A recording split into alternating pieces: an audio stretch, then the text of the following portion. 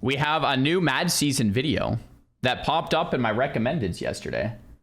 Let's go down here and watch it. Or should I watch it up here? What am I feeling today? Bottom left or top right?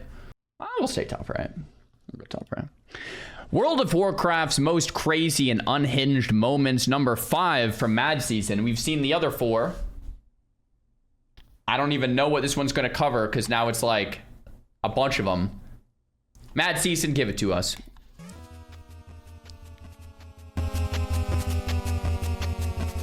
The MMORPG has gained a reputation of being the most intense genre of game, and for good reason.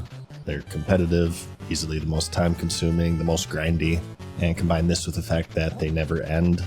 It's not uncommon these days for players to have several years of playtime accumulated, with a substantial portion of that time dedicated to items or rewards that would leave most rational people mystified of their obsessiveness. World of Warcraft, being a staple of the genre, is no different, and today we continue our series of videos covering the most unhinged, craziest, obsessed, spectacular, and maybe even the most toxic moments in its history.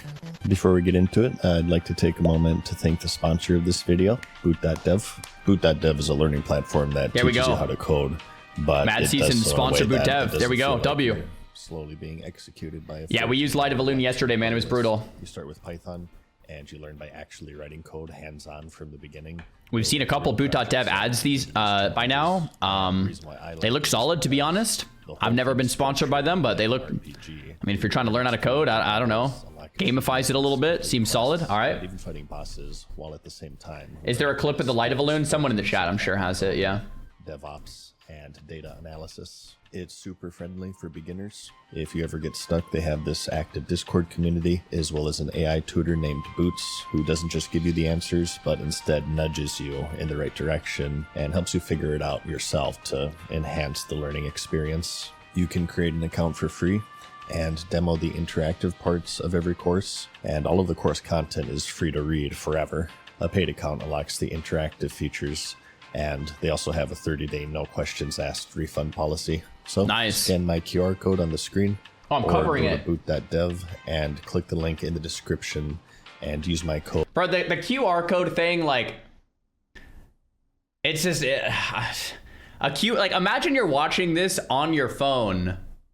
How do you? Is it possible when you're playing a YouTube video on your phone to scan a QR code on the screen? You can? Oh, you screenshot it? Oh, I didn't know that worked. Oh, I'm just a boomer. You just touch it on a YouTube video? Wouldn't that just pause the video? Wait, so you would screenshot it, then touch it probably, or something.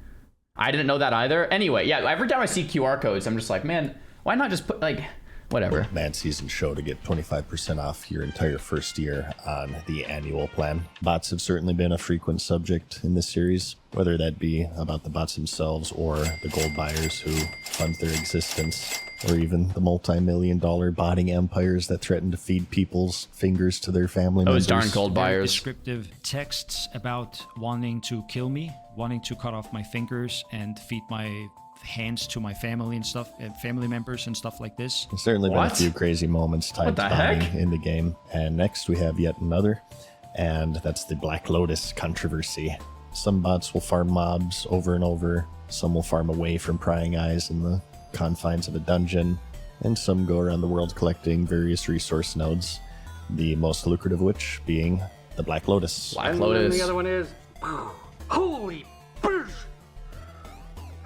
That's a freaking Black Lotus! Okay, so maybe they're not as coveted in World of Warcraft, but they're pretty valuable.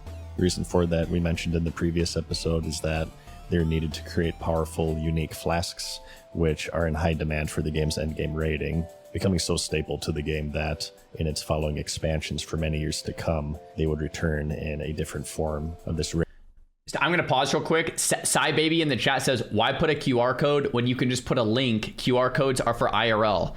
That's my take. Like, if you want to do a QR code menu or something, or a QR code IRL, so you can, like, you don't have to click it. You can't click something IRL. But when you're on the phone, just click the link, man. We're on the computer. Just click the link. The QR code's on tech, like it's just like, I mean, maybe I'm old here, man, but like I just don't get it. Just give me the link, man.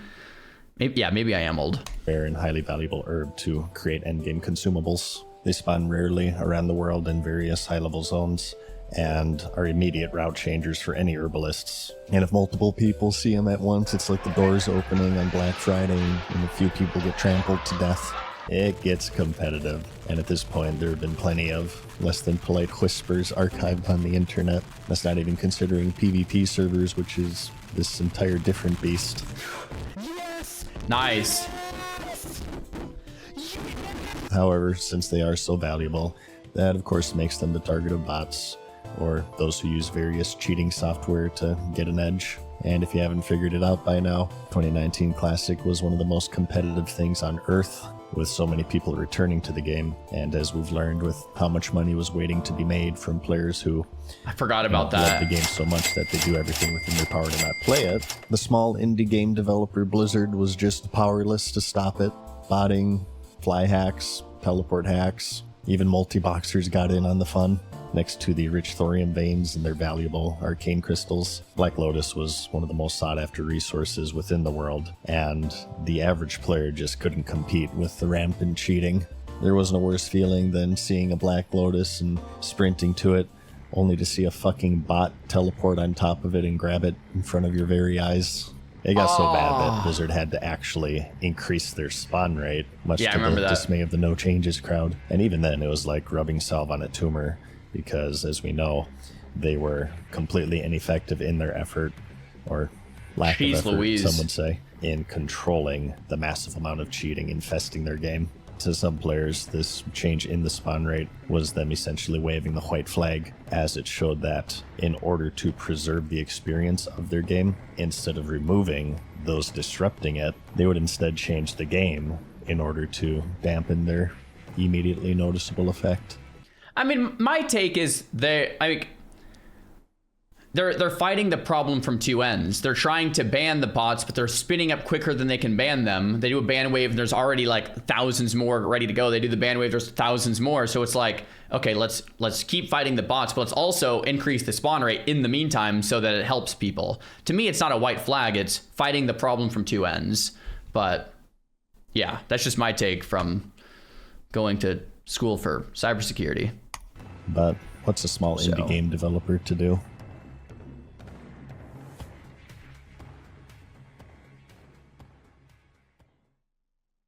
All right.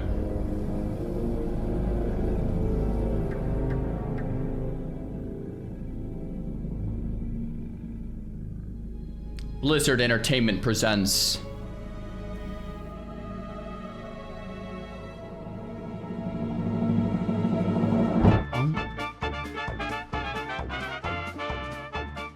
Before I've compared the classic streaming server Fairlina WoW to will be the Mos worst game Eisley. ever. Nice. Next up, we're going to cover the original hive of scum and villainy, and that's the vanilla World of Warcraft forums. When World of Warcraft launched in 2004, Blizzard was unprepared for how popular it had become, with the MMO genre at the time being so niche. Yeah, they just broke the internet. Maybe a moderate amount of fans of their RTS series to maybe come check it out, maybe tell a few friends, hopefully grow from there, and at least be we made the best game of all with time. The reigning champion at the time, which was its direct inspiration in many ways, EverQuest. However, when November of 2004 rolled around and the game hit store shelves, they were quite flabbergasted to see how virally popular it would become.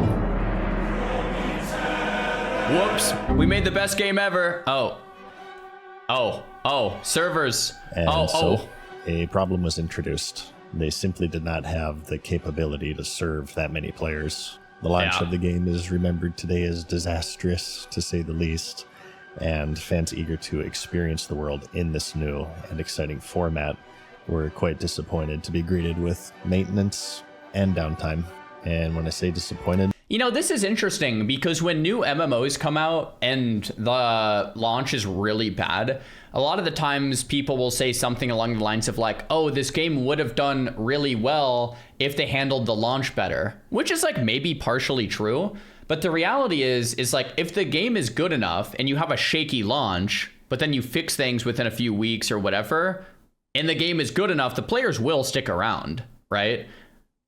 If the game sucks and it has a crappy launch, then yeah, that's not doing you any favors at all.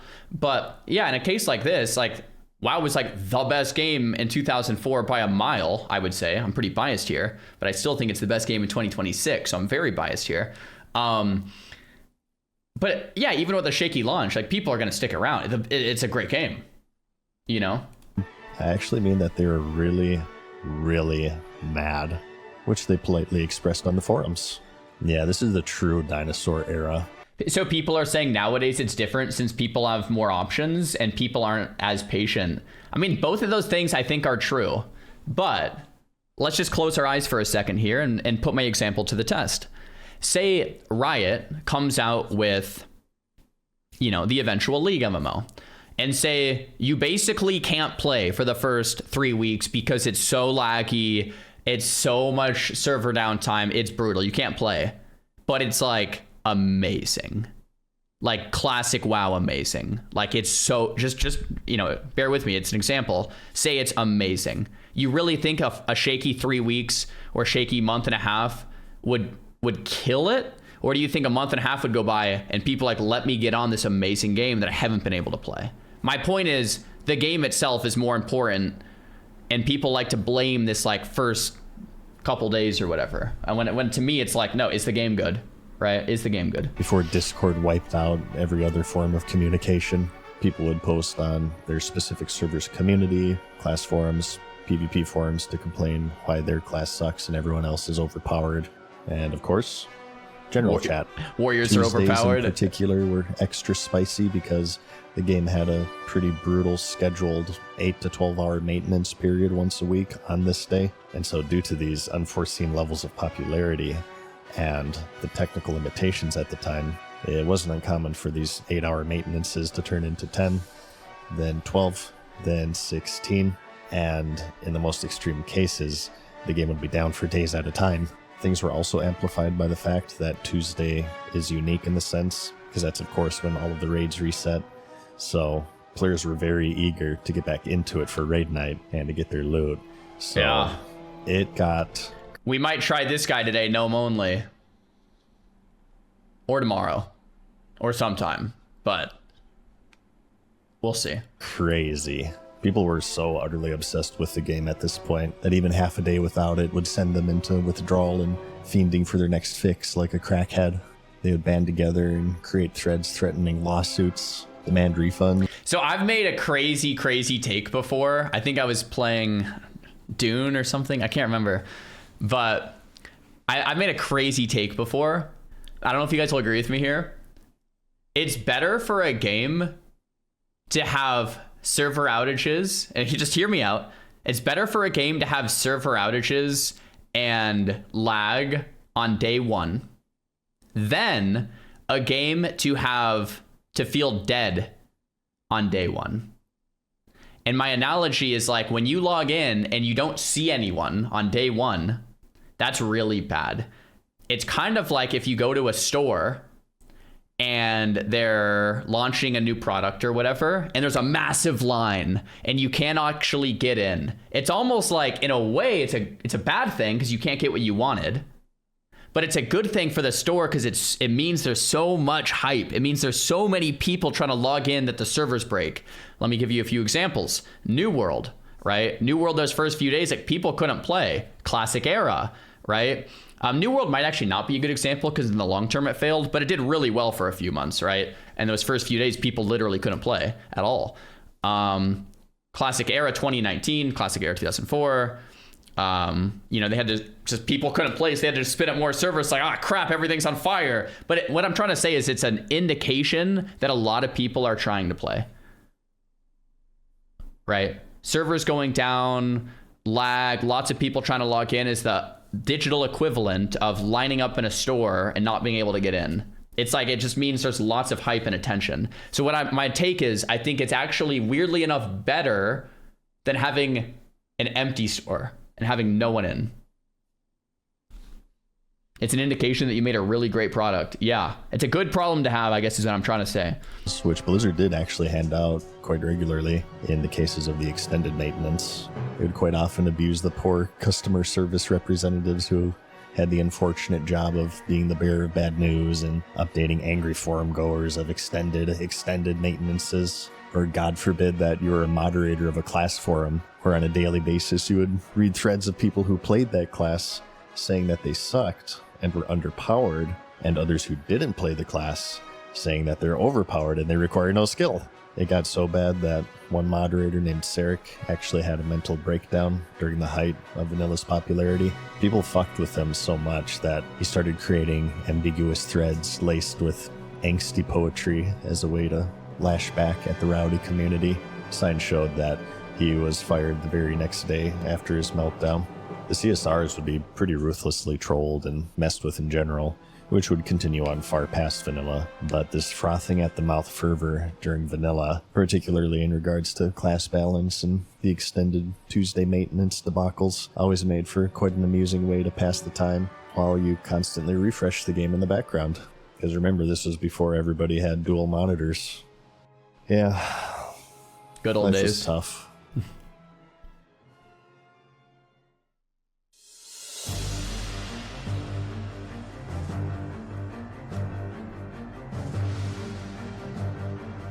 For years, video games have been a popular pastime for kids and adults. But a new generation of games is taking things to a whole new level, and it's happening right now. Next, I wanted to go over something a little more meta and just touch on the general fervor and craze when the game was first taking off in popularity.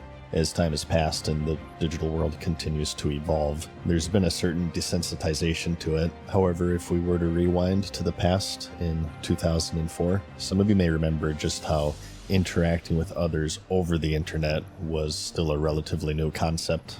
Websites and programs that are considered to be quite staple today, such as YouTube, Twitch, Discord, X, Instagram, and so on, simply didn't exist yet. And the internet, in terms of gaming, as people knew it, was a collection of fan sites and third-party discussion boards to gather around. So different. The biggest social media website at the time would probably have been MySpace. So with MMORPG being such a social genre, where players could form these in-game communities and guilds and friendships, and not just that, but to work together to overcome these monumental challenges was such an intriguing and unique concept at the time. It wasn't the first, but it was one of the first widely used forms of social media, and many people's first experience in sharing an online environment. It was a virtual world in every sense, and due to its time consuming. For me, my first experience with this was RuneScape, and I don't even know how old I was. When did I play RuneScape? Like 2002, I guess, 2001 or something around there. So I must have been like 9 or yeah, born in 93. Bro, RuneScape was just so mind-boggling to me how I could sit in Lumbridge and like buy and sell things. Like it was just like, whoa, this is way better than anything else ever. Yeah, and that's when I got 99 woodcutting. The nature of getting around and leveling and gearing up, it was something of a second life for many of its players. And with this constant stream of updates being rolled out, it was also a journey that never ended, and still hasn't to this day. It seemed as if everyone played it. Your friends, co-workers, family members, classmates, teachers. It was all over the news, depicted in either a positive or negative light. He says children or adults who become obsessed with video games often have a history of struggling with depression or anxiety. The game, she says, is simply a catalyst, similar to drugs, alcohol, or gambling. And ever since its rise in popularity, the race was on for hundreds and hundreds of clones that were attempting to bask in its glow. It became front and center in discussions of video game addiction, as stories of people doing crazy shit for the sake of the game would slowly come out. Friendships ended over raid loot. Some people stabbed each other. People sold their bodies for in-game gold. As we've seen, multi-million-dollar botting industries have formed around it. Funerals have been crashed. It was a veritable online theme park that only grew. And combining this with the fervor and intrigue of social media as a whole, it got crazy. It would be referenced in every corner of pop culture. Lines spanned blocks at midnight launches for the game's various expansions, back when the world was still in the physical media age. The internet and social media has undoubtedly changed the world and how people interact with each other in remarkable ways. And for many, it all started with the rise of World of Warcraft, as it lied in one of the beginning chapters in this worldwide adoption of the digital age. And it was certainly one of the most crazy and memorable moments in gaming history. Cheese. Just cheese. It's a long black screen. Hey, RuneScape. As usual, we're going to end the video with a non-World of Warcraft item to mix things up. And today, we're going to be taking a little trip to the world I love this game. of Gielinor. This one was a little tricky to put together, as I'm doing something of a challenge series to complete every quest in the game blind, but luckily with some help, I'm able to cover it in a spoiler-free way. The year's 2006, and it's quite an exciting time for the game, as they just had a new skill added called Construction, a non-combat skill. It allowed players to build and decorate homes to add some aesthetic and functional gameplay to the ever-expanding world. And as was custom with any skill release, players raced each other to be the first to max it out at level 99, which was something that required millions of XP, a lot of gold, time, and very little sleep. They competed against each other for many days, until finally the person to claim the first 99 was found, a player named Xaryu, who also happened to be one of the richest players in the game, having earned billions of gold to his name. Wow. And to celebrate, he decided to host a party in his house, inviting pretty much anyone and everyone to Oh my gosh. check out all of the new features. I didn't hear or about just this. to hang out and have fun. However, as you would guess, things eventually got out of hand. That must as have been a players crazy party. endlessly swarmed into the festivities, which resulted in him having to manually kick them out. One of these attendees is quite important to the story. He was a player named Duriel321, who is an avid PvPer in the game. PvP Duriel. in RuneScape, as was the case with many older MMORPGs, was quite intense. It did operate on a consensual basis. In the game, there are only certain areas, such as the wilderness, where players can attack each other, with most other areas being a safe haven designed for questing and leveling.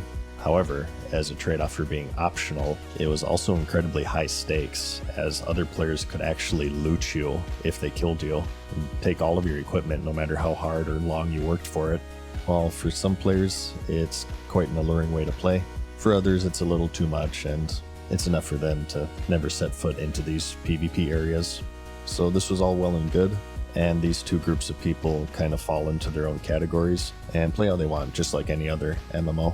However, quite appropriately, on the morning of 6/6/06, through a glitch, PvP was no longer a choice, as when Xaryu kicked out the partygoers, something bugged out, and it caused some of the players, including Duriel321, to have the ability to attack anyone, anywhere. What? And yes, he could also take all of their items. Luckily, never though, heard about respecting that. the game's rules, they laid down their arms and they promptly alerted Jagex of what was going on. Nah, just kidding. I mean, come on, this is the internet. Of course, what happened next was that they went straight to their bank, they armed themselves with the best gear that they had, and slaughtered everyone in sight.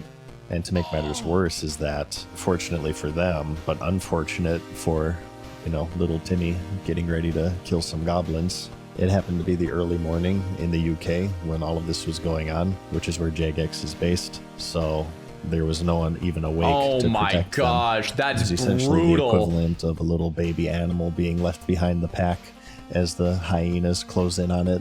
And so they ran across the world, massacring everyone in their path. Some of them were lone wolves.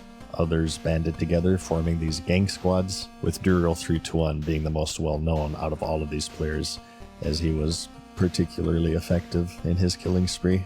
People Wow. reacted in interesting ways. Naturally, some ran away in terror, some logged off. Others tried to warn people to bank their items before they were killed.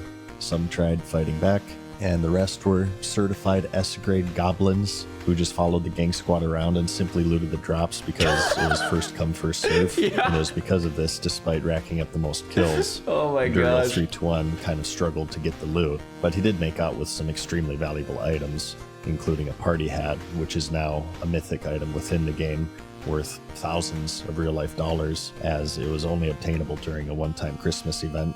He That's ended crazy. up trading it to a friend to hold on to, as he knew his account was pretty much toast at this point when the Jagex developers rolled out of bed in their underwear and sprinted to the offices when they heard what the hell was going on. Yeah. It went on for quite a while until Jagex actually figured out what was happening.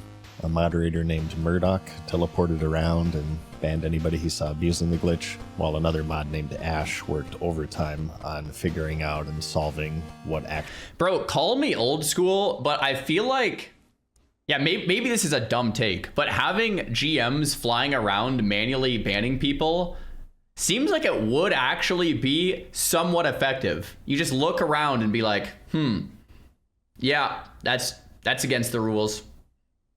Let's get this guy out of here. You know, it seems like it would actually, I mean, it's really like, it's like grunt work, right? You're just like sitting there on your computer, but having a couple of these people seems like it would actually kind of be a good thing, because you can just see it happening, you know? actually caused the chaos to begin with. Eventually, all of the stragglers were found. Their accounts were permanently closed.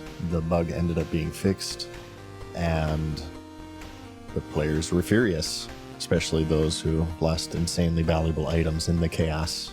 They would, of course, make tickets appealing for return for their items, but unfortunately for them, it was about to get worse, as Jagex soon made a statement saying that they couldn't return anything, as too many fake requests were being made for the quite small team to handle. There was They false also couldn't claims. do a rollback. This is why we can't have nice things, guys. Unbelievable. Oh yeah, I lost my party hat. As it Dude, would also affect those who weren't affected by the glitch, which would be unfair to them. Duriel and many others were banned for abusing the glitch, including even the first 99 construction, Xaryu, but it wasn't for unintentionally causing the glitch. He ended up catching a stray, as in the investigation of figuring out what happened, Jagex found out that he was heavily involved in RMT and banned him. One of the richest players in the game, and the first 99 construction, lost his account on complete bad luck and chance. The massacre today goes down as one of the most historical events in the history of the MMORPG. That's a sick with story. Jagex even celebrating its 10-year anniversary in 2016. what did they do? They just enabled world PvP everywhere for a day or something?